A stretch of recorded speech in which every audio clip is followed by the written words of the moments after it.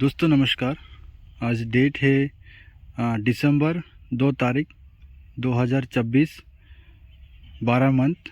आप लोग देख सकते हैं ये अगरवुड प्लांट्स है जिसको एकुलेरिया मलाकंचस कहा जाता है। सारे अगरवुड प्लांट्स आप लोग देख सकते हैं अवेलेबल हमारे पास है और हमारा ऑल ओवर इंडिया डिलीवरी है।